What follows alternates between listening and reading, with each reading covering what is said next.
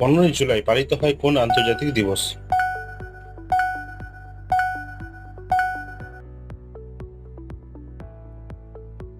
বিশ্ব plastic surgery দিবস বা ওয়ার্ল্ড প্লাস্টিক সার্জারি ডে পালিত হয়।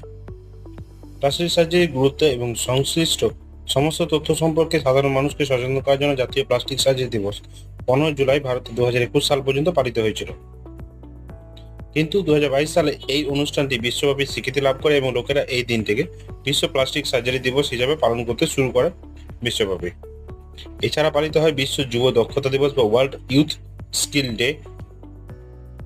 2014 সালে ইউনাইটেড নেশনস জেনারেল অ্যাসেম্বলি 15ই জুলাই বিশ্ব যুব দক্ষতা দিবস হিসেবে মনোনীত করেছে, যাতে তরুণদের কর্মসংস্থান, পরিপূর্ণ কাজ এবং উদ্যোক্তাদের জন্য প্রস্তুত করার প্রয়োজনীয়তা তুলে ধরা হয়। ভিডিও ভালো হলে লাইক করবে, শেয়ার করবে, সাবস্ক্রাইব করতে কিন্তু একদম ভুলো না।